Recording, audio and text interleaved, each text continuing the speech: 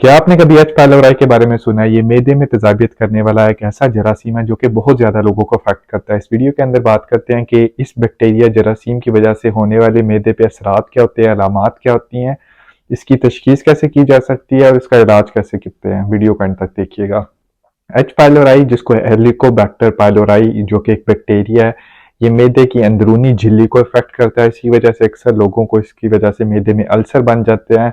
मैदे के अंदर जो है वो सोजिश यानी इन्फ्लेमेशन हो जाती है और अक्सर लोग इसकी वजह से बदहजमी का शिकार रहते हैं।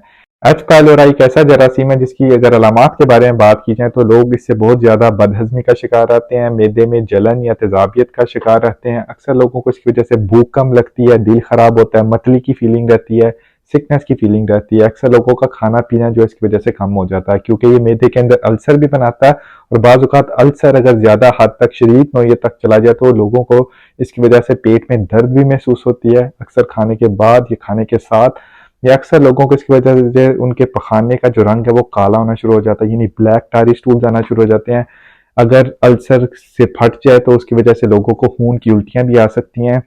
जो कि एच पाइलोराई बहुत रेयर काजेज के अंदर जो है वो कैंसर का भी सबब बन सकता है। तो लोगों का जो ना चाहते हुए वजन है वो कम होना शुरू हो जाता है, जिस्म के अंदर खून की कमी होना शुरू हो जाती है, जिसको एनीमिया बोला जाता है, जिसकी वजह से थोड़ा सा कदम चलने के बाद सांस का फूलना, थकन का शिकार रहना, ये सारी अलामात हो सकती हैं। अगर किसी को इनमें से कोई भी ऐसी अलामात हो तो जरूर अपने करीबी डॉक्टर से रुजू करें। डॉक्टर आपकी हिस्ट्री सुन के आपका मुआयना करके आपको फर्दर जो है वो टेस्ट तजवीज़ कर सकता है, जिससे एच पाइलोराई जरासीम की तशखीस हो सकती है, जिसमें खून का टेस्ट आ जाता है, पखाने का टेस्ट यानी स्टूल टेस्ट आ जाता है। ये बाज़ औक़ात इसके लिए यूरिया ब्रेथ टेस्ट, जिसमें आपको एक ड्रिंक दिया जाता है, लिक्विड दिया जाता है पीने के लिए और उसके बाद आपने एक ट्यूब के अंदर सांस लेना होता है, उससे भी जरासीम का पता चलाया जा सकता है।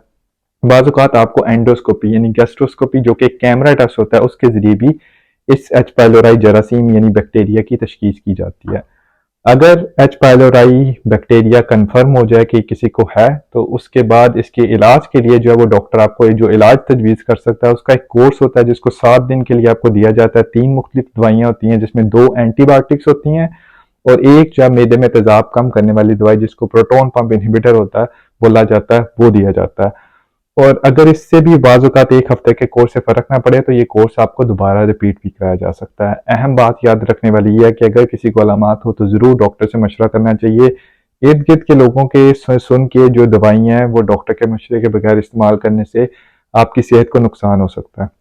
याद रखने वाली ये बात है कि एच पाइलोराई से बहुत ज़्यादा लोग अफेक्टेड होते हैं, लेकिन उन सब लोगों के अंदर ज़रूरी नहीं कि इस जरासीम की वजह से अलामात आएँ।